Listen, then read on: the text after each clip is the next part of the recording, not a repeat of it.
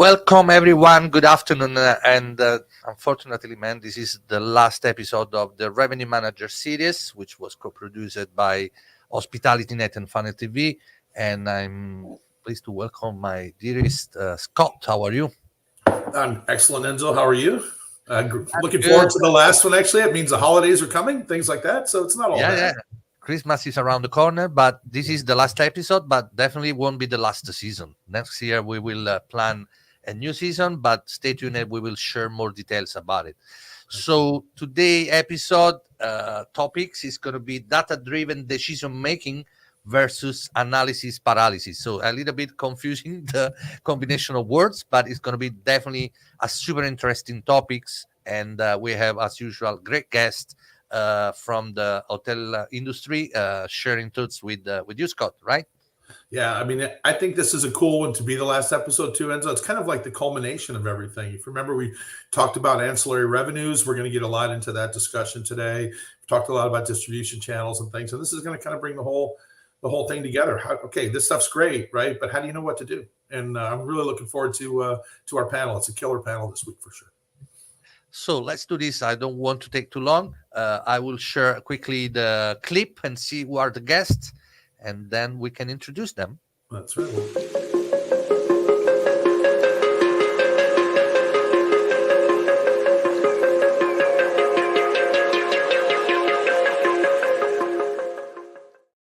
Here we are. So welcome everyone. I'll leave the words to you, Scott. I'll be on the backstage. If you need me, just ping me on the chat. See you later. I will. Thanks, Enzo. So like I said, I'm super excited about this episode. I think it brings together a lot of the different things that we've talked about in pieces.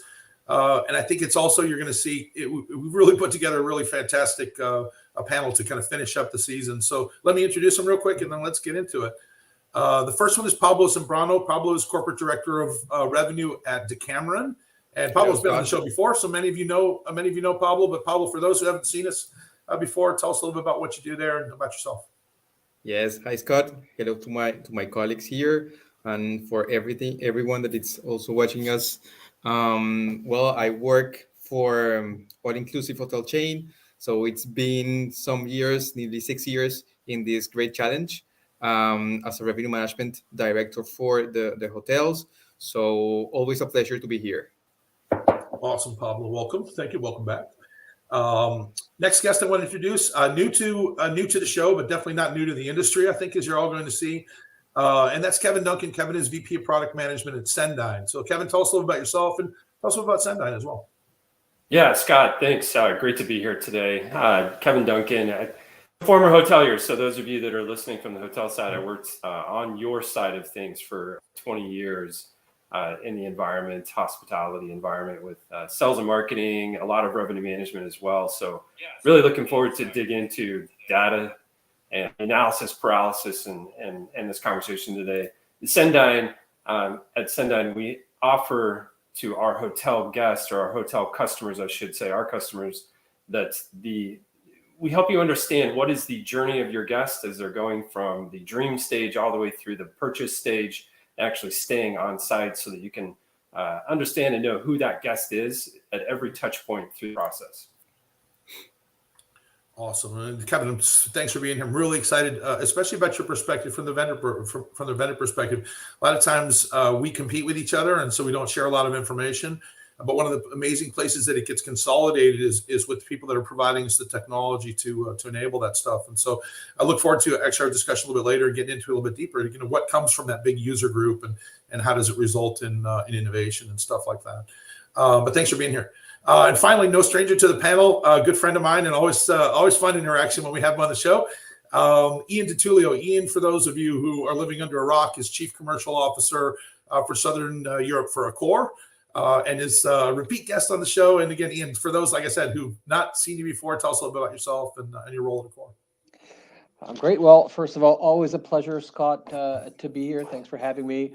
I have the pleasure, of course, of handling the commercial function for Southern Europe, and that includes, of course, RM pricing, BI, digital marketing, sales, F&B, and ancillaries. So it's a fairly wide portfolio, which is incredibly exciting. So I'm usually the least specialized person on any panel, but I'm certainly happy to be joined by, of course, Kevin, Pablo, and yourself, because this is where the rubber hits the road, right? It's the beauty of bringing people that have generalist backgrounds, specialist backgrounds into a conversation like this one creates a lot of magic. So thrilled to be here. I think that was a very humble introduction. For those of you that don't know, Ian has a PhD in a lot of this kind of stuff, so he fits into the geeky side of the conversation actually quite comfortably. Don't let him do the sales guy thing and hide in a wolf in sheep's clothing. He knows what he's doing. And thanks, Ian. I'm super excited. Every time you get involved, I usually end up after the conversation with envy. I think one of the benefits of being in a brand that's the size of yours, that your scale gives you resources and therefore other challenges, right? Can't spend money on everything, but I think it's always a really cool perspective to understand the stuff you guys are working on, because it ends up being, my holiday wish list starts to get composed after we talk. We talk about some of the stuff that you're able to work on with the scale you have and everything. So thanks for being here, definitely. All right, so let's jump into it. But before we get into solutions, let's take a second and talk about why we're talking about this, right? Let's wrap up sort of what we've talked about over the last couple of months on the show, and what is the basic things we understand in the business, right? Travel's coming back. It's largely coming back on the leisure side first, not so much on the corporate side. And we've also seen that average rate, maybe we learned from past downturns and things like that, but in many cases, we're finding the average rate's coming back strong, right? It's volume that we're missing. It's that corporate volume. But to make that up, we've all of a sudden figured out a little more data, a little more stuff. We've started to kind of become a little more hip to, the total revenue management thing, if we want to say it. We're going to bring that topic. It kind of went away for a couple of years, and now it's back. So, and I would say hotels have done a good job optimizing that rate, but we're woefully bad, in my opinion, still in terms of optimizing the rest of that journey. And that's been surfaced definitely in several episodes in here. So let me just ask you guys, and Ian, I'm going to start with you. We're talking total hotel revenue management, right? I mean, what does it mean? Well, we are, right. I mean, and I think there's a good reason why I think it came off the radars. I think it's we want to address the elephant in the room. I mean, and it still is a challenge. The integration of all these data sources is and remains a bit of a challenge. However, I think the interesting thing coming out of a 2-year period where we just all collectively struggled is that we actually saw what portions of the business actually picked up first, and what aspects of the business drove and essentially were correlated with others. And so because every penny we collected was absolutely critical to breaking even and paying off debts with the bank and all the rest of those things, we started bringing total revenue management back into, I would say, the more mainstream of conversations, because we all know the first thing that picked up very rapidly was F&B, right? I mean, the moment we could get out of our houses, first of all, Uber should be thrilled about this. Uber Eats just completely exploded. But of course, the moment restaurants opened up, you could see that, frankly, the reservation lists were out of control. I've seldom seen that side of the business do so well. And then, of course, as the spas opened up, the same phenomenon started occurring. And then you started, I guess, seeing hotels and leisure destinations opening up, and the combined assets, which had F&B, wellness, and a whole bunch of ancillary revenues, were the ones, frankly, that not only performed the best from an overall performance perspective, total revenue perspective, occupation rate perspective, but were also the ones, Scott, to go back to pricing power, were also the ones, frankly, that could drive the most upward, the most upward their ADRs. Right. So frankly, this is where, when you start, whether you track it through some BI and insight tools, or frankly, whether you only track it from a pure data visualization perspective, it is clearly obvious that you need to be thinking through revenue management at the total basket level, even if that means doing the exercise in a consecutive basis versus a totally automated basis. Yeah, I think you made the comment. It was interesting, and I'd love for you to just build on a little bit more about the different spend that you get from your highest level loyalty customer versus the average customer, and even just simply understanding that piece, right? And of course, being able to understand the revenue per person, right? Well, this was something that I think we talked about last time as well, Scott. Right? We know that when we look at, let's call it, core hotels, or let's call it commodity hotels, without talking about a core per se, we know that a commodity hotel versus a resort hotel has a completely different mix of revenues. When you start looking at how consumers spend in the context of of a loyal customer, recurring customer, we certainly know that beyond just essentially optimizing on the levers I mentioned before, optimizing on a segment of customer, notably our high status members, is critically key.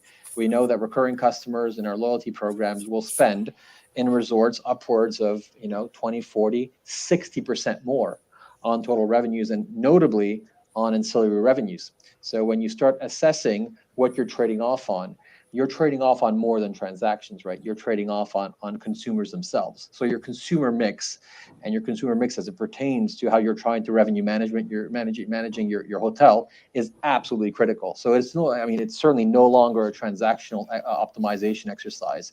It's a combination of transactional and consumer optimization simultaneously. I think it's really, really well said. And thanks. And Pablo, I want to ask you next, because your dynamics ever so slightly different, right? It's all inclusive portfolio. So now the way you evaluate that customer value is different, right? Because it's not just about who eats in the restaurant, who doesn't, because typically they all eat in the restaurant. But there's certainly those similar metrics that affect your profitability and the success of your business. Right? How are you guys going about the same total hotel revenue? Indeed, and some may think that all-inclusive hotel or resort, the spend in ancillaries or other revenue streams rather than the room will be low, because the guest has everything in the hotel. As Ian said, for the commodity hotels or urban or European plan, F&B, it's a very important source of F&B, of revenue, sorry. However, what we are seeing is that leisure segments have also high spend in our hotels and resorts, even though we are all inclusive. And a example of this is that we have some markets with very long length of stays that can vary between 7 to 14 or even 21 nights. And there is where this total revenue management comes to play. Because someone staying 17, 14 of 21 nights at a hotel, we have a lot of opportunity in terms of what you also, Ian said, about wellness, spas, boutiques, but also the tours, right? That in leisure, and when we talk in groups, that for us, groups and MICE segments are key and crucial for those low demand parts of the year. The selling process for ancillaries is key for actually optimizing revenue, optimizing the bottom line result of our properties. So it's something that we are seeing increasing as of at the post-pandemic stage. Yeah, you make an amazing point, right? Don't overlook that. And I think what you brought up, which I found very interesting, you mentioned tours, which is just one way that your type of a hotel is vertically aligned, right? And has the ability to drive revenues in other ways. Even airport transfers typically are aligned with a specific company, right? And if you can add that airport transfer and use that service, that's an additional service sold and more in the shopping cart. As we start right, and in our example, we own our own DMC, so it's another source of revenues for our company or for our group. So that's why also we are very into those streams for revenues to encourage our sales teams to keep on selling a package, a bundle with all of these, and to be successful in a hotel in a total revenue management. Yeah, exactly. So again, think of this to be a simple shopping cart concept, right? Everybody has heard of Amazon or something like that, right? And so, Kevin, I want to jump over to you now and kind of talk about let's talk about on the tech side. The ability to track all this stuff. Everything that happens now is laying down a trail, right? So we can track it. We can know a lot about it. But without getting too much on the data side, because we're going to go there in a second, right? What type of help are hotels asking you for? Yeah, first of all, I want to confirm what Ian and Pablo are showing as well, is that we see that ancillary spends are up significantly, and we take all of the data that we have within our customer environment today and really analyze that to help us to determine, where do we need to grow our products we house here at Sendine. And so we're seeing that, hey, there's a ton of ancillary spend taking place. ADR is up, which is great. But to your point, how do you take that and drive it? So from a technology standpoint, our key focus, and I think what we're hearing more often than not, is there's still siloed, disparate systems within the hospitality industry. You take your PMS, for an example, your RMS, or even your CRM environment, and they're still separated. So somebody behind the scenes is pulling the data from all three and trying to put it all together, right, to tell that story. And so what we're looking at here and what we continue to receive requests on is, how do you integrate that technology platform so that it's seamless and so that the data is all coming from one and really driving the impact of others, which we'll get into a little bit further into the conversation as well. Yeah, for sure. Yeah, I mean, I think that's we're going to talk about more, I think, but it's a really interesting challenge, right, to try to get these extra things. If these companies, I'm not sure, Pablo, if you built the destination company from ground up, for example, or if you purchased an existing one, but if you purchased an existing one, there's already some kind of system to take care of the reservations. And I guarantee you it doesn't talk to the stuff you already owned, right? That's just not how things work anymore, or at this time, right? Hopefully someday we get that standardized. But I think it's really interesting, right, that the tech sort of ends up being the fallback on a lot of stuff. We'll talk about that a bunch more. So we figured it out. I'm kind of interested, but as we talk through this, just to get you guys to throw in your thoughts along the way. Is there more ancillary revenue, or do we track more ancillary revenue? Is it really an issue of us being able to see it now, where before it just happened? And because I'm not really sure that if you were to look at $1 per room on the existing channels that we used to track, I'm not sure that's gone up so much. I think it's different things. It's not so much breakfast. We've sold breakfast with rooms forever, but it's like, as you mentioned, Pablo, destination stuff. Ian, you've talked about, lifestyle experience and those kind of things, right? Different kind of product. But the underpinning thing with that is, in order to bundle these things, it's got to be a value, right? You can't just tack a bunch of stuff together at retail unless it's something that's so scarce that people can't acquire it. That would be the one way I think you can possibly, have a premium on things like really, really unique experiences. But most of our bundles aren't that, right? Most of our bundles are things that we either deliver through our outlets, or we have a box of them at the front desk, and they just kind of are things that we piece together. So putting that in mind, right? There's a lot of stakeholders now and a lot of P&Ls. Probably you're talking about balancing an entire company with another company in terms of its profitability. I'm going to start with you, Ian, because I think you've got the biggest organizational kind of outlook on it. How do you put all these different stakeholders together and make them happy as we do this stuff? Well, it's. I think I'll thank you. I will say size is not always correlated with doing everything right. I certainly envy Pablo in his full suite product offering there. The way we make it happen is, of course, I'm going to make it sound super simple and magical to a certain degree, Scott, but it certainly isn't. At the end of the day, I think the issue that Kevin just underlined is probably the most painful issue that we're all trying to resolve: the data segregation between the CRS, the multi-PMSs, and all that kind of stuff makes coming to one right answer quite difficult. So realistically, a lot of the work is done upstream today around understanding the correlation between some of these different products and services we're trying to sell, the causal analytics behind it, whether it's path analysis or other stuff, to really understand what drives what and when, right? And the moment you kind of build up that library of knowledge, that is largely through our BI and our insights team, you start then configuring doing your RM configurations of some of these different systems, right?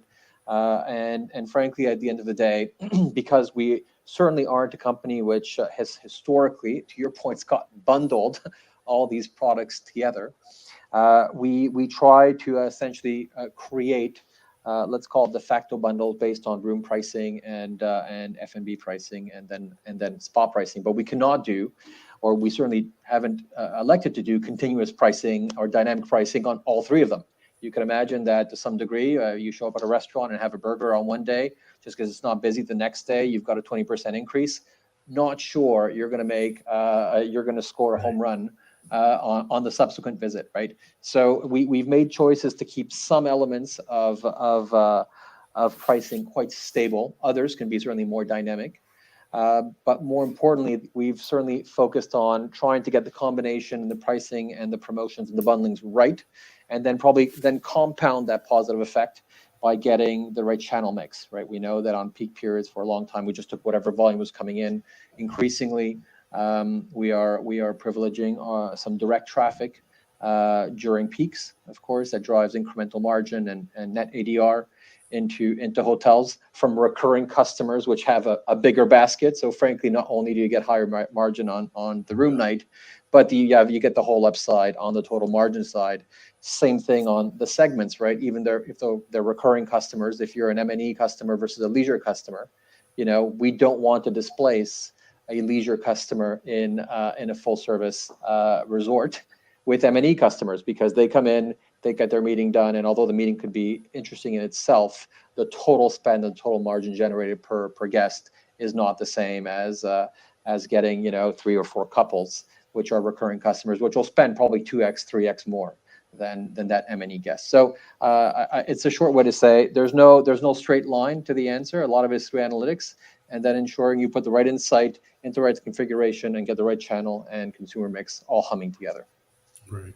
Yeah, I think we, in my current role, we've really started to look a little bit at sort of the discount of the internal package components as the marketing cost. And therefore, we look at which component of the package needs the marketing, right? Let them take the discount to pay for the marketing. And in some cases, it's caused us to look at things really, really differently. I used to point out to the food and beverage director that I was his best customer and he needed to give me a smoking deal, or I was going to start sending people to McDonald's. Like, those are some of the conversations that happened 5 years ago. And now when I look at the pressure on the operation, quite frankly, I am your best customer. And what I want to do is keep you viable. Therefore, I'm going to literally distribute retail breakfast costs from my package, because I'm using the breakfast to sell rooms. I can take the hit on the room side. It's cool, right? And so I think it involves having a little bit more kind of enlightenment about what the distribution is and where the impact should be born. Because again, people check package value. I mean, we all know that if the bundle doesn't really feel like a great value, it's not worth spending the time to build up the system. It's not going to sell stuff. And the price sensitivities are completely different when you actually compare them against all the different lines of business. So you're absolutely right. I mean, that is the key, is actually understanding all those little bits and pieces. You bet. And if you think about it, to a certain extent, it might be beneficial to the restaurant operator to go, listen, I'm going to take this heavily discounted volume because more people stop at my podium and stay if the restaurant's not empty. There's a lot of different considerations. I think it's a discussion that you can have, but a little bit. I think we're going to talk about the referee at some point, Kevin, you and I, because that was a term that you used when we talked earlier. But at some point, it needs a referee in some cases, right? Because you got to figure out.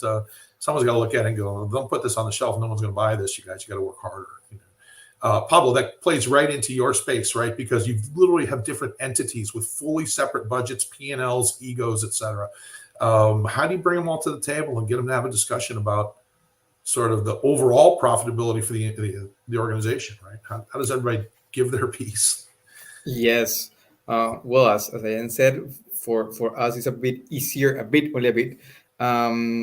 For a company, bundling and packaging, it's a great competitive skill that we have. We have, let's say, an in-house PMS that we have integrated also in order to our IATA ID for ticketing. So actually, we can sell in our websites, in our channels, the package. Let's say an air ticket with our room and the all-inclusive segment. So for a client, actually, it's an extended all-inclusive. So we can offer the let's say the all-inclusive, the room, the tickets, the transfer, the tours, medical assistance. So they have complete peace of mind at the resort. For us, let's say backwards, things are a bit tricky because, as you said, well, we have to lay also in technology in order to be all harmonized, let's say, into the different parts of it.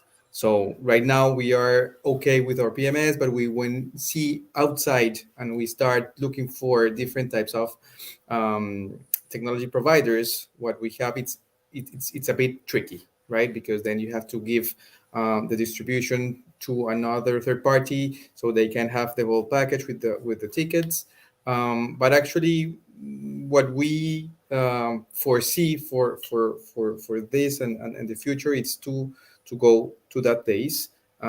Also, what pandemic, let's say, taught us is that if the customer has only one touch point in the complete set of their vacations, will be more satisfied. So customer satisfaction is increasing. We also have the full information of our customer in the whole journey.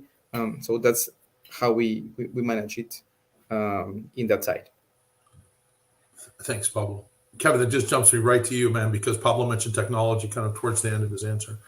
And I think there's if you put 50 people in a room and half of them were front office managers and half of them were spa managers, I think I could probably be pretty effective at separating the room by their roles, right? So very different users, very different audience. When you start making all this stuff kind of try to speak, right? So how does that inform your product development? I'm sure your user profile is evolving as this evolves, and what's that doing? Yeah, it's interesting. And I have to give kudos to our sales and account teams at Sendine, because one thing that they're challenged with or have opportunities is that we do represent a broad scope of products. We have a CRM environment, we have a CRS environment, we have an RMS environment. All three of those are really different environments, right? So who they target within the hotel or within the resort is going to be different at any given time, but it's understanding and listening to that customer to recognize, okay, where are those primary pain points through this process? Is it that you need a CRM environment, but over time we're going to start to recognize, hey, we're listening to you and what's happening into your hotel strategy. Perhaps you need some digital marketing, because we also offer that through Sendine, right? So our team does a really good job in understanding that it may be an initial pitch from a product, but then over time trying to encompass what we have portfolio wide, or at least recognize where's that pain point. How can we provide better assistance or more assistance along the way through that process as well? Now, Ian mentioned something that stuck out really clear to me, and it's what drives what and when, right?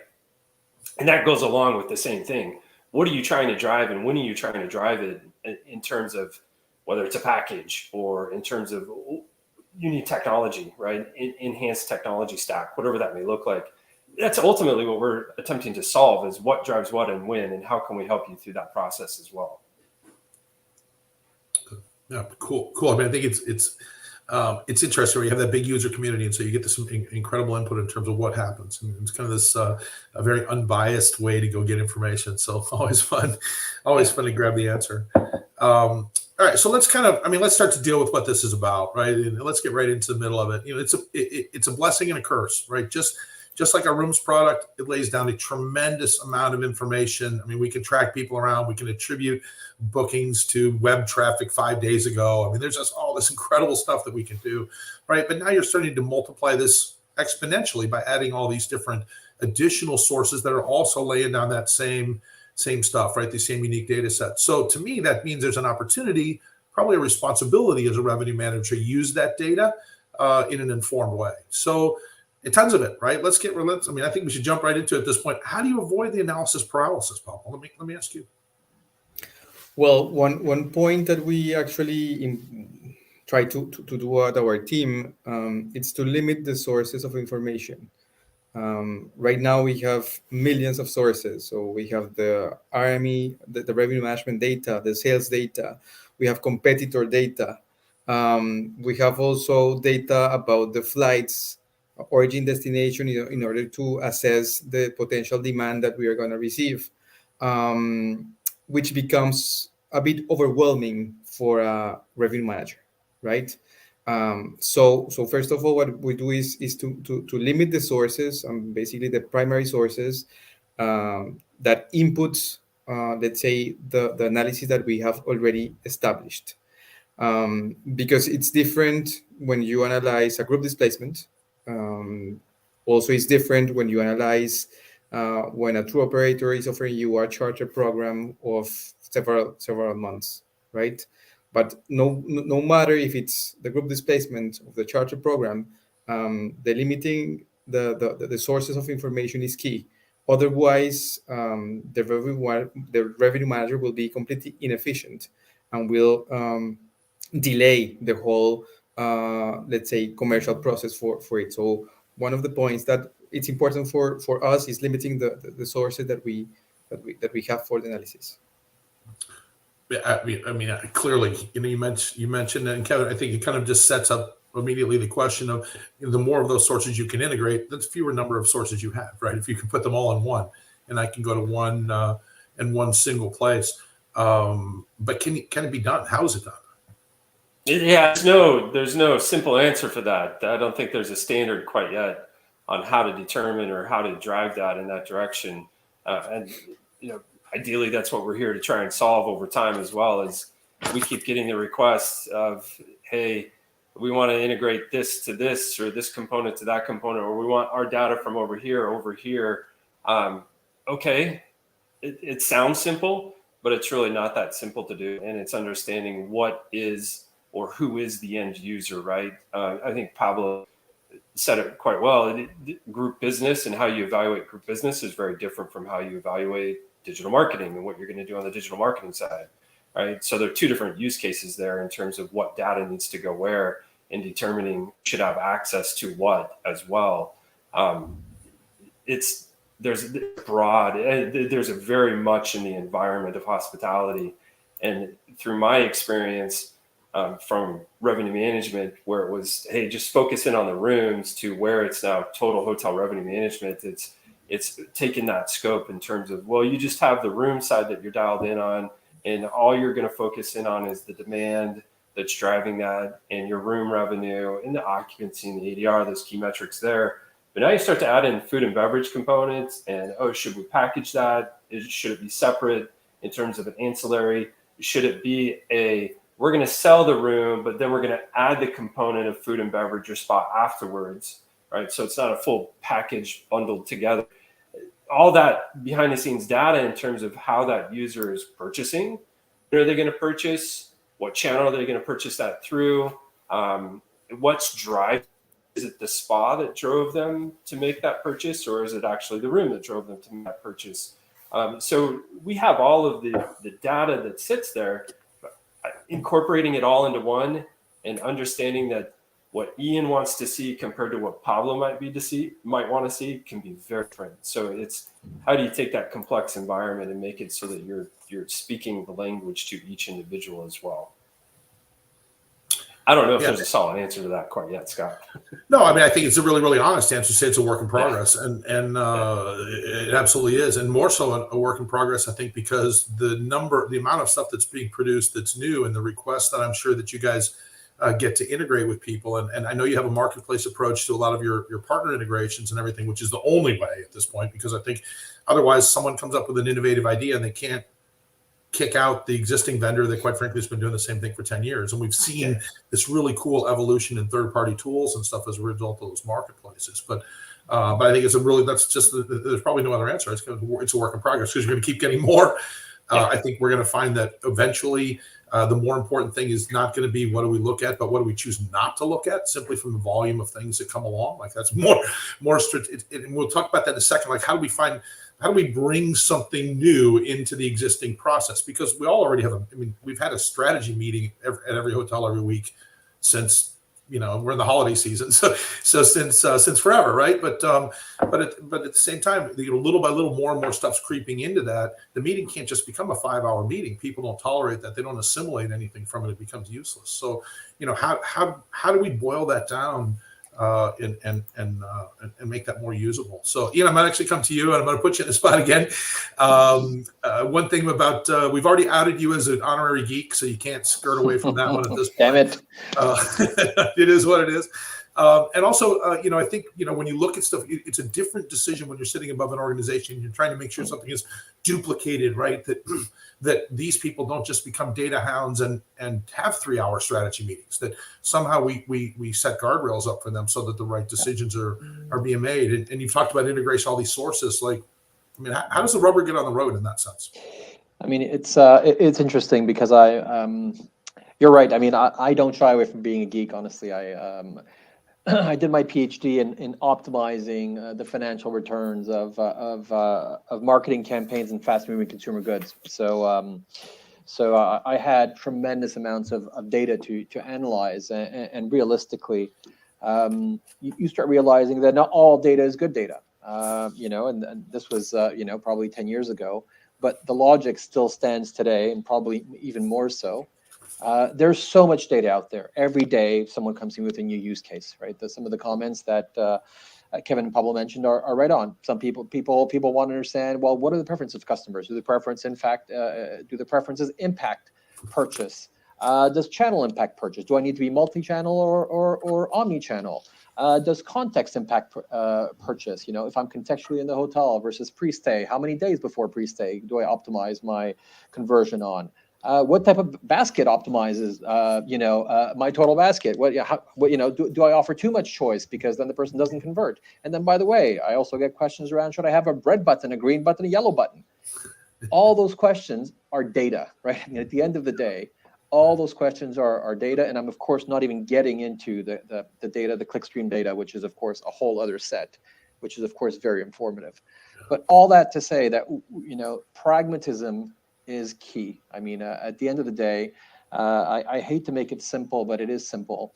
It has to be use case driven, right? And I think the use case driven logic allows an organization to mature fairly rapidly. So I think defining the core use cases, you believe are the highest impact, prioritizing against the value they can drive allows you to focus in on what are the pieces of insight that you need to validate, that then essentially drives you to start industrializing the data flows that Kevin was alluding to. And as your use cases start becoming more and more and more mature, and you prioritize by value first consistently, what that ends up doing is it ends up actually forcing you to have a very thoughtful structuring of your data, right? Transformation of multiple variables, sometimes that create even more value, and it starts building value incrementally.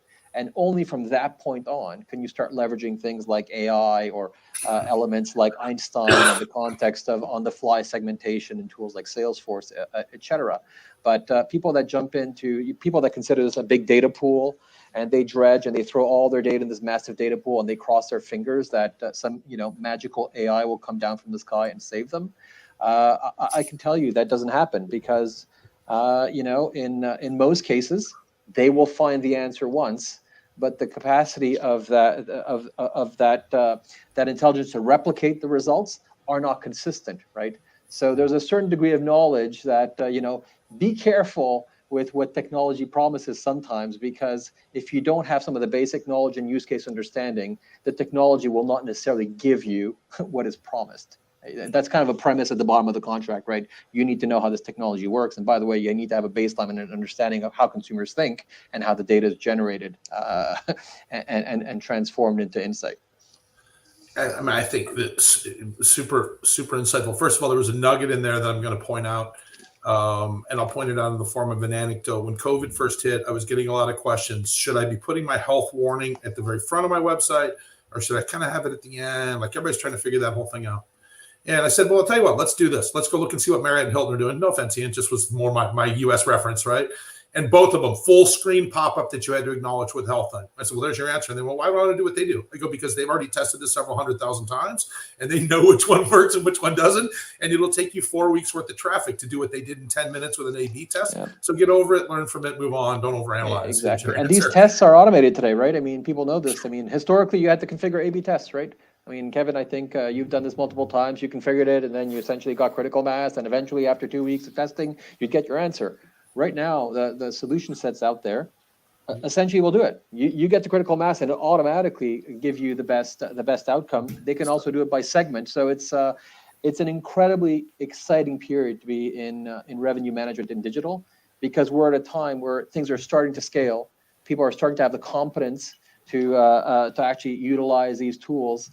And although I do believe that there is a bit of room for gut, unfortunately for people that believe gut will drive you everywhere, gut is usually a result of tens of thousands of hours of learning. Right. So I have all kinds of gut instincts as it pertains to 2-star Michelin chef menus, but never put me in the kitchen. Yeah, to me, I've started to refer gut as the cumulative amount of money I've lost hotel owners in my lifetime. So anyway, pretty soon you get pretty good at losing other people's money to start to figure out how to avoid it. But so I mean, I think that's really a couple of insights that came out of that and they kind of dovetail with a couple of things I want to make sure we got into our conversation. One of those, Ian, was a quote that you shared with me about from a professor that was that the data thing is not about looking for problems that you're not aware of. It's about going to the data with a mindful problem and finding the solution, right? And to me, it seems like a fundamental analysis paralysis tenet, right? It's don't just go start looking at numbers, right? They're not going to tell you anything. Your business has problems it needs solved, and this is a better place to find solutions as opposed to just freaking over tremendous amounts of data, right? Raw. There's so much of it, but you can't do anything with it. And the other thing you mentioned, which is that whole idea of starting small and not trying to bite off more than you can chew. You have huge resources, but individual hotels. I have a 10-hotel company, right? And they're backed by brands, so I can take advantage of some of that stuff. But I can't run my own A/B tests, but I can go look at somebody who I know has the resources to do it, and I can follow what they're doing, right? And learn from that. There was also a thing that we mentioned here, which is, I would maybe think of as 80-20. Klaus Kohlmeier mentioned in his post and the thing that, revenue managers need to spend 20% of their time preparing data and 80% of their time using it. And if they're not doing that, they need to figure out a way to reallocate their time. And Raul Moranta, who's been on the show a couple of times, you guys I'm sure all know, he talked about analytics efficiency. Like if you're spending all this time putting this stuff together, you're not making a decision on fresh data anyway. It's a month old at this point. You're not informing on the current. So if it takes too long to collect it and clean it up, right? How do that's no good. So Pablo, I'm going to start with you. You're running hotels smaller. Ian has to steer the Queen Mary. You have more of a speedboat. And so I think that you kind of have some opportunities to implement that stuff. How do you go about prioritizing, all these different things? You can't do them all at once. So how do you make the list? Right. I just wanted to add on the conversation that we were having right now is let's not make revenue management a rocket science, because things will not result well. No, as you said, well, there are millions of hotels in the world. There are big hotel chains, but also medium scale and low scale hotel chains. Most of them do not have access to complex IT solutions. What I do believe is that we must rely at some point in IT in order to make life easier, right? As we were just talking, let's say data automation, data integration is key. But actually what we try to prioritize, it's first of all to have our data clean, to have our data real, to have all our revenue streams identified and that we have under control what is happening.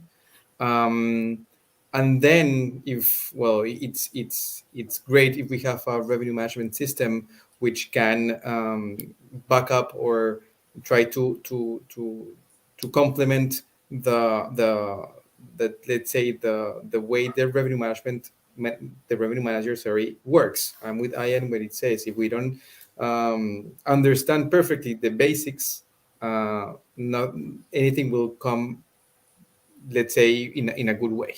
So first of all is to identify and have control of those revenue streams, to have, let's say, a basic BI tools that we have to ensure that our PMS is a revenue management oriented PMS.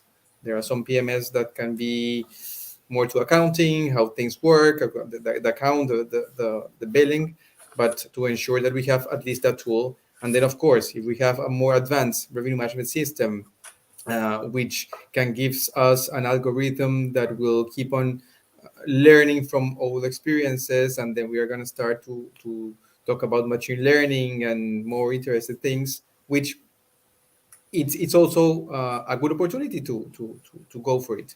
But let's keep things simple with a very strong output, as revenue managers, well, we are here for optimizing profits. There you go. Exactly. I think it's pragmatic. I would imagine that probably, your outlook has to always be kind of on how can I deliver now, right? How can I deliver return on investment? And then some outlook towards the horizon. And so, Ian, I'm going to shift to you for a slightly different perspective, right? Because as a franchisee of multiple companies, my expectation is that you're doing the development for me. That's one of the things I get when I join an organization, that there's this more, really looking out towards the horizon. So here's your opportunity to make us all a little bit jealous. Like, what's coming? Like, what are you guys working on that, that your scale lets you play with that maybe an individual hotelier couldn't? I think we have the benefit of scale. You're right. We're not a speedboat. Certainly that we'd love to be a speedboat version of the Queen Mary. That will be that. We can all aspire to that. At the end of the day, I think it comes down to, again, pragmatism, right?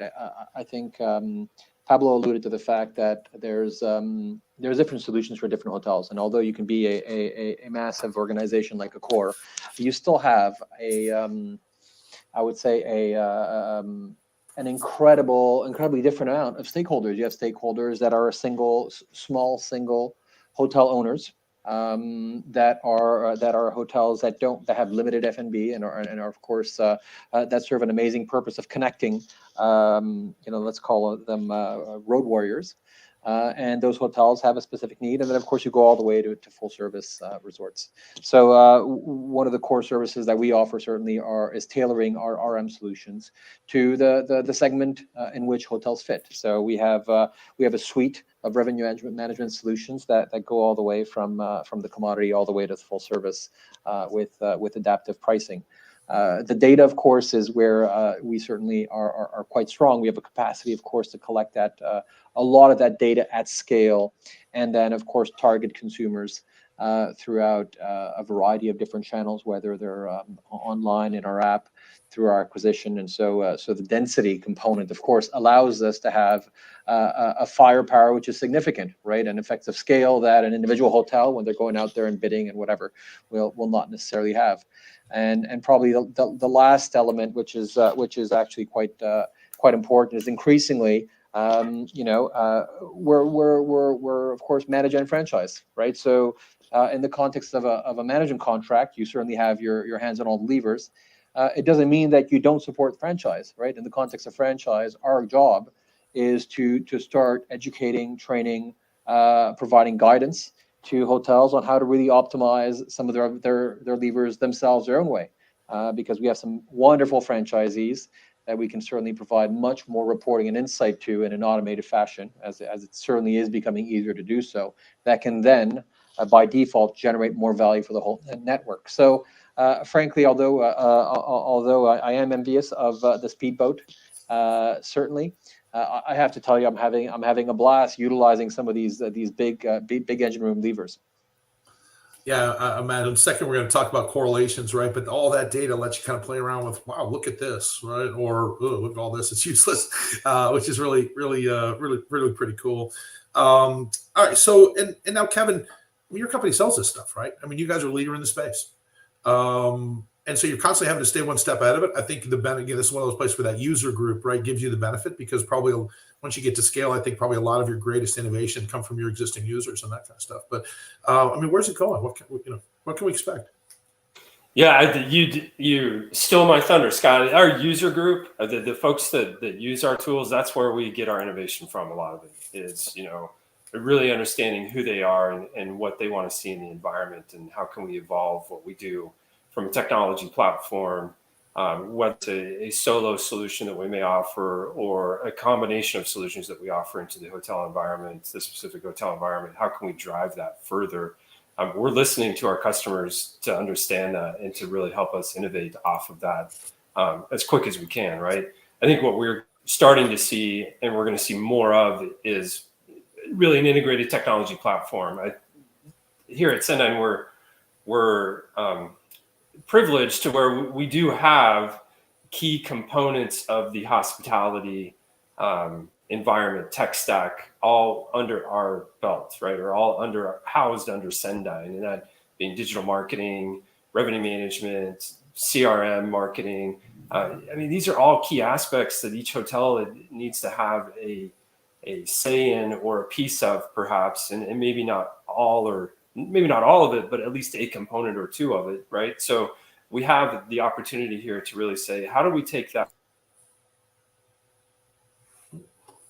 platform, whether it's just the data on the back end, so that we're presenting the data forward, or is it really taking what we do in an RMS environment and fast forwarding it into the CRS environment? I mean, those are just some examples of what we're processing here at Sendine, and how do we make this, and how do we evolve the technology platform to be easier used for the end user, and to really, as Klaus mentioned, 20% should be on gathering, 80% should be on decision making, right? How do we help elevate that even faster for the hotel environment? So it's really interesting, right? And I think what common thread that we listen to through all of this is, for the most part, we've talked about, and it's foremost because it's most pragmatic. How does all this technology pull everything into the same place? How do we use it to act upon from a decision-making perspective? How do we, Pablo, as you mentioned, limit the sources of information? How do we create meaningful dashboards and that sort of thing?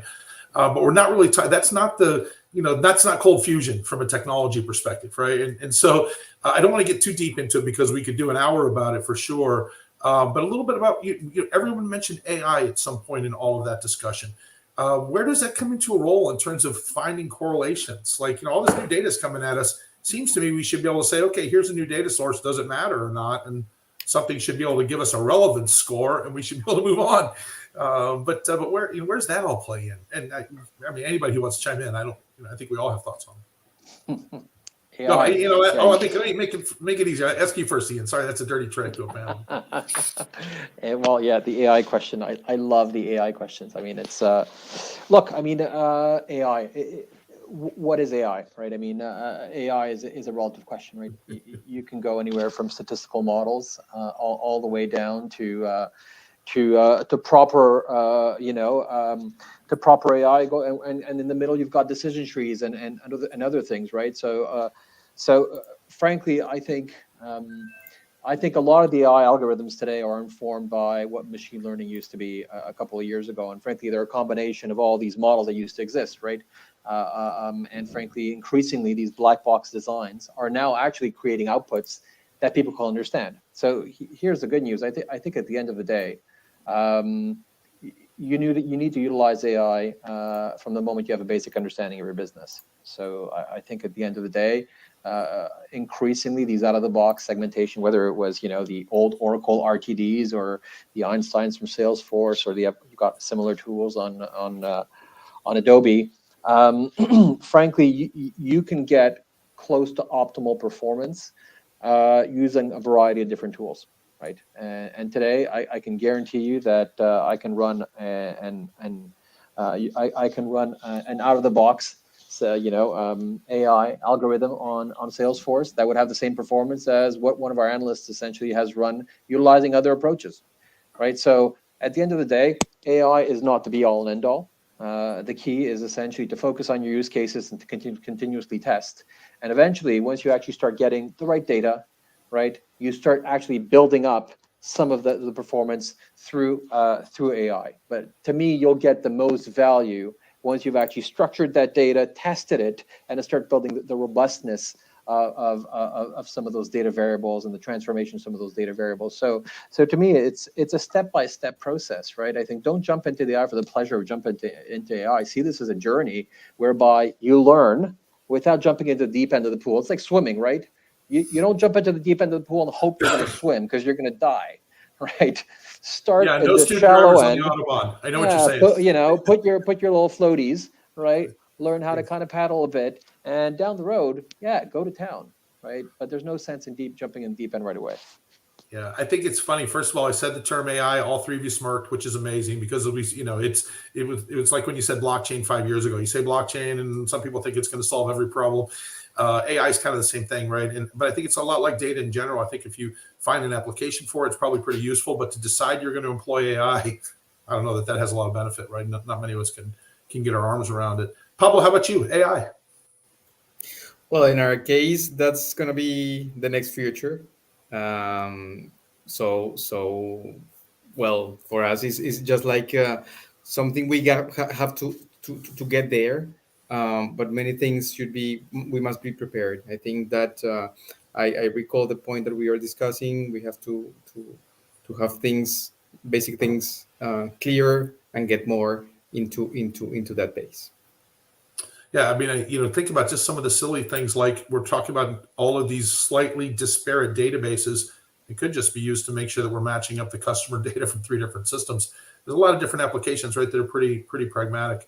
And Kevin, on the pragmatic side, how is it working its way in now? Like, where do you see it? Yeah, it's been interesting to me.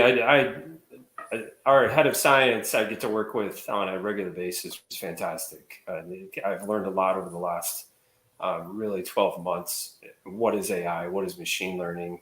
And I think Ian said it appropriately, that it's a matter of time. It's building up the blocks to get to what you're looking for.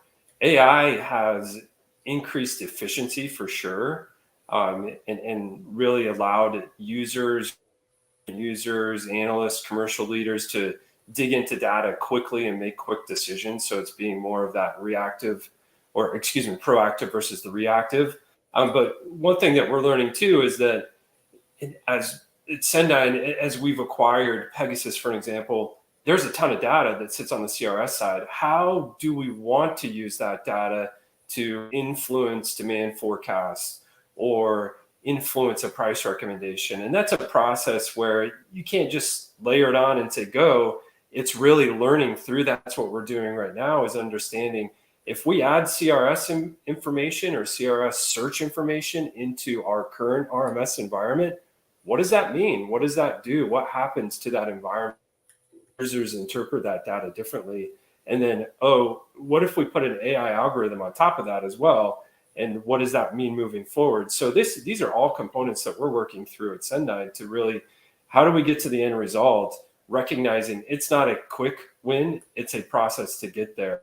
But we believe we're heading down the path that's going to elevate us and really get the hospitality industry into a successful mode moving forward. So it's an interesting piece for sure. AI is not going anywhere, but it's not a general, here's AI. There's a lot of components that go into AI. Yeah. Black box with all solutions. I totally Exactly. agree. It's easy to talk about that way, but the reality is that's not the drill. All right. So we talked a little bit about how it works organizationally. We talked a little bit about the technology to support it, and how do we make sure that we're looking at the right decision-making stuff and avoid that analysis paralysis. But successful revenue managers today are the ones that are making that shift from a geek that can speak to a data-driven storyteller. So we keep talking about that, but I want to ask you first, Kevin, then come back to you. Like, to me, what does that mean, and how do we do it? It's a fun question, especially since I used to be a revenue manager, and so I had the data analysis paralysis all the time. And then I worked with leaders in the industry that they took the data analysis paralysis to the 10th degree, and you get two of us in the same room, and it's like, all right, where do we call quits and just go and make the decision and pull forward? What's interesting is, and I'm going to go back to it because it really stuck for me, is what and when. You need to make that determination, and you need to understand that we're coming in to a strategy meeting, or we're going to diagnose this specific area of our hotel or our industry. Why? What's the cause? Why do you want to dig into that? What is the hope coming out of that? And if there's no answer or solid answer of, hey, here's why we're going there, maybe that's not the direction you should be heading in. Maybe you should be looking elsewhere.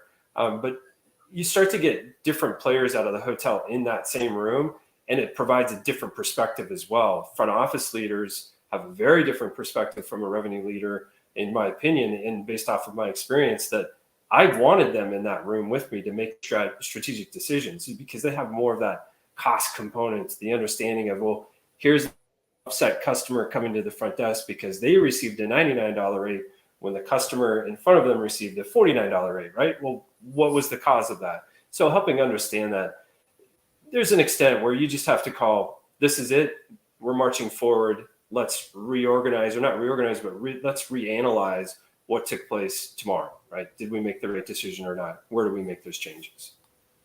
Yeah, I think at a certain point, this is a great point that you make. At a certain point, we got to be comfortable with 80% of the information that we're going to get to the right decision and stop killing ourselves looking for that silly last 20%, right? Typically, it just makes the decision stale. This is usually the contribution. So Pablo, same thing to you, man. Final word of wisdom for revenue managers to avoid analysis paralysis. Well, I must say that I like the driven storyteller concept. I think it gives a lot of value to the profession, to our profession, and also the value that they can give to the companies. But I'll stick what I said. It's important to have a very structured methodology for analysis. Also a clear toolkit, let's say, and of course this toolkit should be backed up with with those IT solutions that help us gathering, optimizing the data. So that's it. Yeah, I'm going to finish up with Ian because I know he's going to bring us home strong. But for me, I think that transition happened for me somewhat by fortune, not by my own design. And that was that I worked for a leader, the first leader, a gentleman by the name of Bob Alter, who understood the value of the information that I could provide. And so instead of putting me over in the corner, he brought me right next to him. And what I learned was he didn't want 500 data points from me. He wanted the 2 data points that made him sound smart with the point he was already about to make. Right. And so I think if you can understand that really and understand that there's a storytelling, that someone's got to take all this revenue and turn it into profit. Right. So you're not the only major stakeholder on the revenue side. There's a whole other part of the business that depends on it. And I think you can find mentorship from those people, and they clearly are going to help you understand which KPIs are compelling to them and which are not, which will really help you become a much more succinct, data-driven storyteller, I would say. So, Ian, bring us home, man. You clearly have a gift for communicating complex stuff in a way that's understandable for people, right? But not everybody has that, right? A lot of geeks that can speak are geeks that can speak on purpose, right? That's where they're most comfortable. So, what advice would you give somebody that's in that role to becoming a master data-driven storyteller? You know what? There are days, I'm going to go on record and say this, Scott, where I would just like to get back into my coding days and be alone. I'm going to go on record and say that there's nothing wrong with that, because I envy my old self. That said, I think at the end of the day, I'm going to leave you guys with a little acronym I use consistently. It's really all about 3 things. It's EEP, right? It's about empathy, it's about engaging and immersion, and it's about projection. If you can remember EEP, it'll make your life a lot easier. Empathy is pretty basic. I think Pablo and Kevin said it. You have to know your audience. And if it's a mixed audience, you need to figure out what is the shared goal, right? If you have a revenue manager or GM, you can kind of convert to something. Sometimes you have an owner or a fund owner and a revenue manager in a room. You need to start thinking through how do you bring those 2 individuals together, right? I'm not saying it always happens, right? But so know your audience.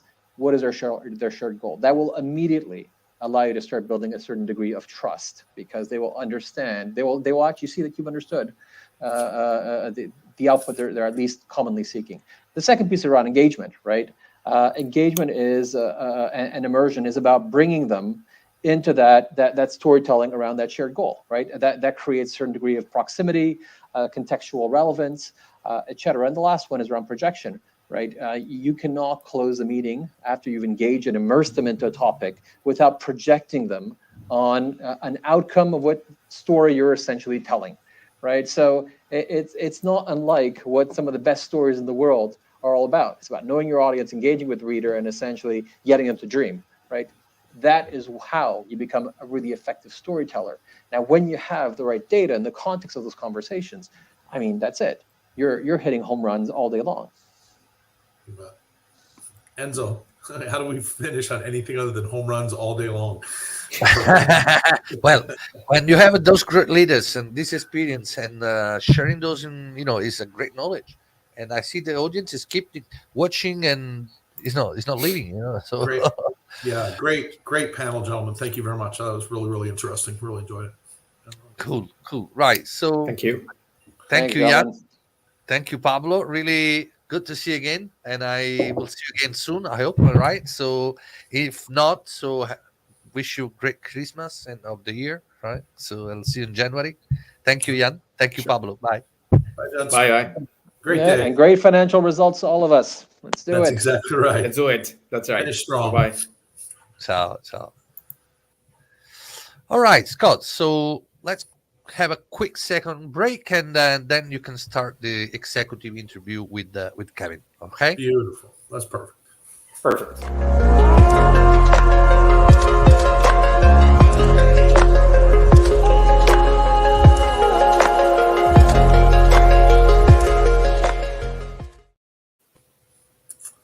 All right. So Kevin, welcome back. I thought that was a really cool panel. Actually, I thought it was really informative, really interesting. And as I mentioned, I'm really excited about this conversation because I want an opportunity to kind of pick your brain in terms of that that third-party marketplace of intelligence that ends up being some of our bigger vendors, right? As soon as you get a nice user group, you just find some really cool stuff, and you find that, and also potentially that there are topics that 50% of the industry is talking about that we all thought we were talking about in a vacuum, right? And all of a sudden, it all kind of comes into play in that one place. So, Matt, let's start out. Let me just ask you straight up, and then let's see where the conversation goes. How do you take all this data and use it effectively without drowning in it? Yeah, it's interesting for sure, and coming from the hotel side of things, and then really sitting in the software solution side of things too. There's different perspective now that I have on it. I always sat there on the side saying, "Hey, I want more data, and I need to be able to understand it quicker, right?"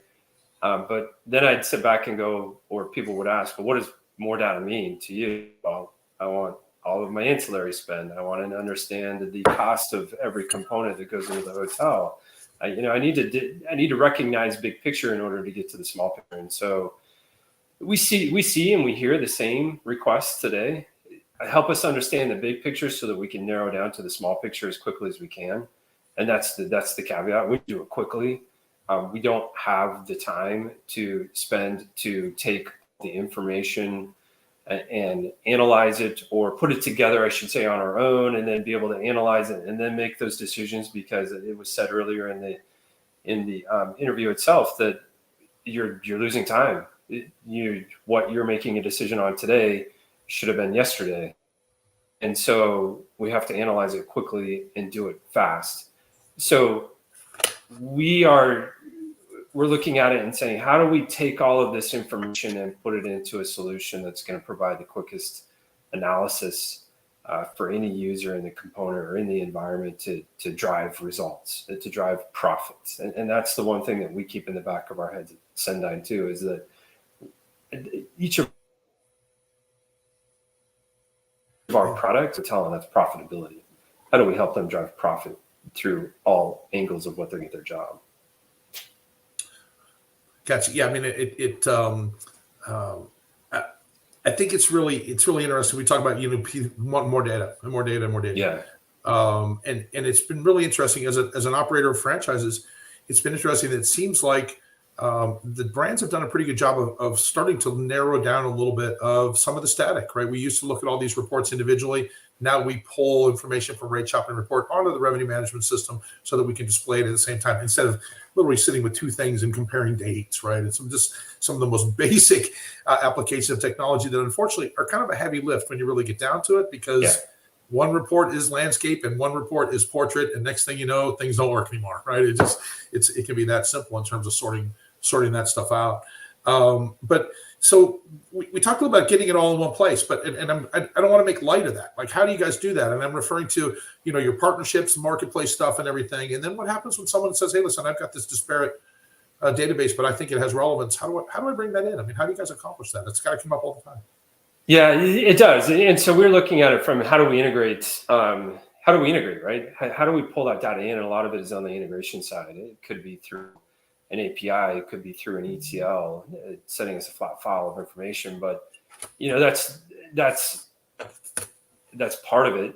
It's then how do you consume it? Where do you consume it? Do you want it in one UI? To your example with, I go back to my Marriott days, and no offense to Marriott, they have really good data, but MRDW was fantastic. And then you look at CITY, and it's like, well, where's the data from MRDW, and why doesn't it sit in CITY, right? So it's taking that information and understanding how to do it. So what we are looking at Sendyne is we have all of this information coming in, and if I go a little bit more technical here, we've got CRS, right? It's integrated to a management system.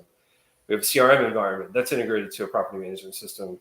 We have an RMS integrated to a property management system, but each three of those applications are consuming different information for that application to run. So when we look at it at Sendyne, we're saying, hey, it's all integrated into one PMS. And unfortunately, where each application is integrated to that PMS, so there's three integration touch points going on. How do we solve that? And how do we take that and say, no, we just really need one integration to the PMS, And whichever our products at Send9 houses that integration, we need to ensure that we're receiving all of that information that could really be applied across our organization. And so when we do that, we're also looking at what does that BI look like then? And we have a dedicated BI team that is starting to dig in and has been digging into each of our applications and saying, okay, RMS, you're providing or you're getting information that is grabbing detail to help provide a demand forecast, price recommendations. CRS, you're grabbing all the search information. So how do we house that all within one BI application that's going to address the needs of the consumer, regardless of the application that they have with us or the solution that they have purchased through us? There's a lot of information to consume, and it's how do you frame that? And then you start to look at it and go, how do you deliver that? Does it get delivered through Cognos? Does it get delivered through a Power BI application? Right. And so we're starting to pull together all of the data and really put it in a frame or an application that can be readily available and serve the needs of the end user, because that end user is presenting out, and we recognize that end user, based on who they're presenting to, has to understand that audience. The audience may like the data in a table. Some of the audience may like it in a visualization. So it's grabbing that application and understanding you're not just presenting to one, you're presenting to several that may have different needs, how they interpret the data as well. You bet. And quite frankly, not just in terms of granularity, right? It's not just that, but in some cases, it's just in terms of what you're prioritizing. If I'm presenting information to a particular outlet, if I can move the information that's central to them to the right-hand side, my report has more credibility, right? I mean, the people are going to look at it more because it appeals to them, right? It's, we all go looking for the things we like. We know that in the hotel business, the minute you say my name, you have my attention for 5 or 6 seconds. Like, use it well. You got my attention. Yeah. You said my name. Yeah, it's music. exactly. Someone said music, and here I am. Same kind of thing, right? If you can structure that information away, as we talked about, for the audience, I think that's it's super smart, right, in terms of how you can do it. So let's say, I'm sitting out here, I'm listening to all this stuff. What can be done today? And maybe let me just ask you. I'm sure you probably have a couple of anecdotal descriptions of things that have been successes. Why don't you just share a couple of successes with us? Yeah, so we're finding right now we're actually working through the CRS to RMS integration and being very specific there. It's new to the environment, to most of the hospitality environment, where could you have an integrated platform that's going to house or be your CRS and RMS together? And so we believe that that's where the future of technology is going from a hospitality, specifically towards the revenue management. The revenue manager is the user that's using the RMS. They're generally the user that's using the CRS. And the data that a CRS houses, such as search analytics and search information, it's fascinating what our science is doing with that right now and how they can start to really forecast your searches. And does that throw a spin in what you're doing from a revenue management perspective? I think it certainly does. And so we're finding that there's some success that's coming through that of those two platforms together and recognizing how do we take that data and utilize it to the fullest extent. And then there's some wins that we're starting to experience through that process today. Additionally, with all of the applications that we have at Send9, we also look at it. We've got digital marketing, full digital marketing, and all of the information from an RMS perspective and even the CRS perspective feeds directly into that as well. So how do we take that information and put quick wins together for digital marketing, a customer that may be on a digital marketing platform and our CRS platform or RMS, and you've got all the information here. Let's help you put it together in the proper format to help you drive results on your digital marketing or on your marketing spend as well. So where it's being used is being used most appropriately in driving the highest results for you from a search perspective, et cetera. So those are some of the immediate, quicker wins that we're starting to see through the cross utilization of our applications within Send9. And really what we're pulling forward is the integrated technology platform. How do we drive that further into hospitality network as we continue down the path. Yeah, I mean, super cool, right? Because the logical extension of that is some of these holy grail things we've been talking about forever. It's micro market segmentation, true micro market segmentation, or man, can you even imagine like actual personalized price offerings based on truly understanding the customer, and it'd be interesting to see if we, from a, if we're ever real, you mentioned one customer at the front desk for 49 and one for 99. Imagine every single person in the building paying a different amount. Right. Now all of a sudden, I'm not sure that that's where we really want to go, but it does say that the technology is going to present us the opportunity to figure that out, which I think is a really fascinating a place that we're kind of headed. So let's start to wrap up a little bit. We're kind of running up against our time, but typically the way we wrap up, we talk about a couple of really cool takeaways, and so I'm going to split it in half for you this time, and just kind of ask you, like, for the hotel that's data curious. Okay, I've got a cloud-based PMS. I got some of this stuff in place. I can go there, but I need to know where to start. Right, bite off a small piece before I go huge.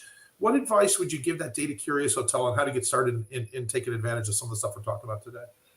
Yeah, I think you need to first align the leaders of the hotel on a single goal or goals or vision, right? I think that's where, and this is speaking from experience, if the team of the hotel is not aligned in terms of what their end goal, or even taking it down to the incentive, what are they incented on each year? If that's not the same thing, then there's going to be disparate problems, right? That's going to cause issues at the hotel. So really stepping back and saying, are we all aligned at the leadership level to drive profit? And if, just picking that out of example, if profit is the end, if EBITDA is the end, and we're incented towards that, then what do we need to start to look at to help us drive that further?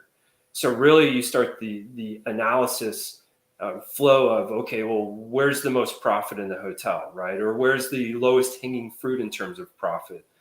Could you change your pricing more regular, and not just pricing, but catering pricing, food and beverage pricing? How often are you going through that process to recognize that a 10-cent increase actually it makes a difference to the bottom line? And so alignment in terms of where and what you're driving towards needs to happen first, and then recognizing what's the lowest hanging fruit and or what's the biggest, most profitable area. Profit is that key. And can we start to analyze the data that flows in that direction to help us pull that out further? I've gone through several workshops back on property of, let's take our room products, our room types, and can we break them out different than how they are today? There's an ocean view, there's a non-ocean view. Okay, well, that corner room over there in that tower, that has partial ocean view. So what if we were to add in a partial ocean view and put that price point in the middle, in between ocean view and non-ocean view, right? You're still gaining revenues on that.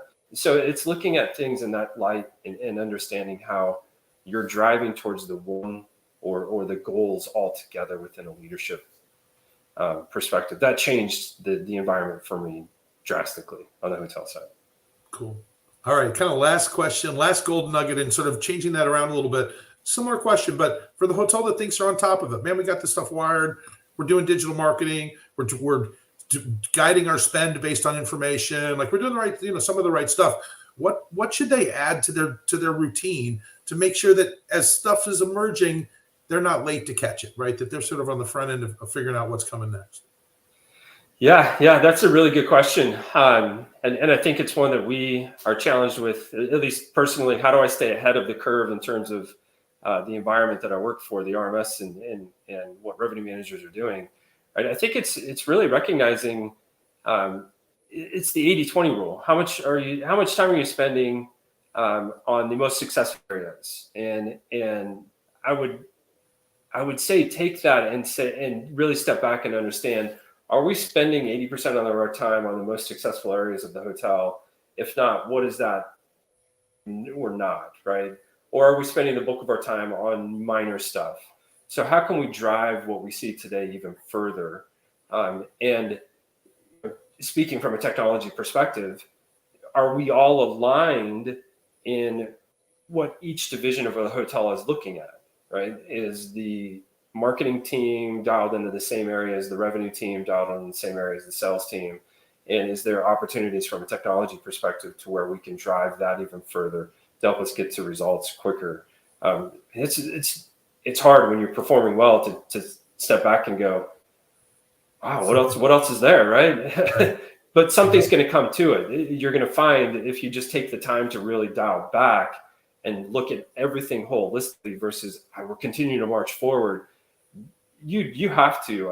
I used to do it, really take a day and just step back and go, okay, what am I missing? Because we're performing well. Where can we perform even better than where we are today? And is there an opportunity that may exist? And it's the A/B testing, right? Perhaps maybe it's, let's go run this, see what happens. Did it work? Great. Maybe there's an area there. Did it not work? No, let's just dial back. Yeah, I think you mentioned that A/B testing. One of the things we're finding is let's not spend a huge amount of effort putting some massive thing together. Let's get 80% of it on the shelf, and if a couple people buy it, let's clean it up. Yep. And let's see if it's actually worth spending the time on. Because I can't tell you how many package descriptions over my life I've written that ended up being potentially having a little bit of SEO benefit, but other than that, we never sold anything. It didn't matter. It was all wasted effort. Kevin, thanks. I asked you for golden nugget. You actually buried a diamond in the gold there, and I'm going to point it out. And that was, you mentioned alignment a couple of times, and I'm going to really point that out. Super, super important to be aligned. It's important to be aligned based on the investment and the return on investment expectations. Yeah. Don't go sell your boss on a whole bunch of cool data products if you can't attach a return on investment to it. I would say that's really, really important. And specifically, you mentioned compensation, and I would say that's huge. Let's remember, most of us would not know each other if not for the need for a salary.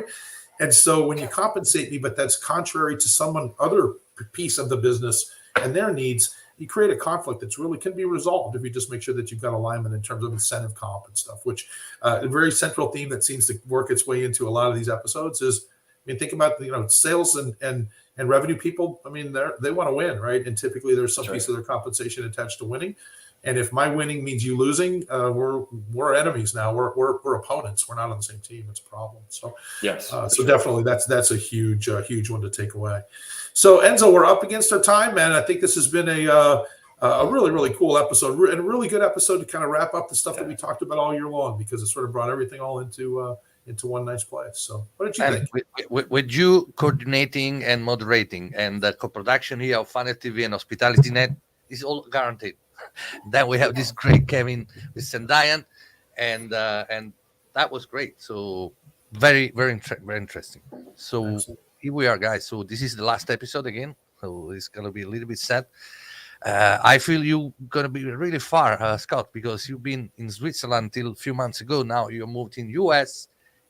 I won't see you until January now when we start again another episode. Absolutely. Season. Right. Absolutely. So, we should play Old Lang Syne. No, it's been fantastic. Been a fantastic year. Jill, welcome. Unfortunately, Henry's not on with us today, but let's make sure we talk to Henry in the fantastic promotion you guys did. It was really great. All right, Jill. So I was just saying this is the last episode, right? So that was a great experience. We had great topics, a lot of leaders. So all the recordings, all the episodes are still available, right? Jill, how the audience can reach out to and watch on demand all the episodes if they want to? Well, the recording should be available on HospitalityNet TV, which can be found through hospitalitynet.org. But I'm more than happy to share a link here in the chat of this event, so people can have a look if they want to rewatch the episodes. Yeah, we went through the year different topics, as I said, and all those episodes were broadcast apart LinkedIn and YouTube on the Hospitality Net channels. That was also embedded in the blog of Hospitality Net. So everything is going to be on demand available. So if you feel a little bit, come si dice, how you say in English, when you miss someone, so you can go and watch them on demand. Scott is going to be there always for everyone. That's right. I think that some of the old episodes would be really nice to open your holiday gifts to. So put them on Christmas morning. Cool. All right. Thank you, Kevin. Guys. Thanks for a great year. Everyone have a very safe holidays, and see everybody in 2023. Have a great day. Yes. Thank you. Happy holidays. Right. Happy holidays, everyone. Bye. Bye-bye.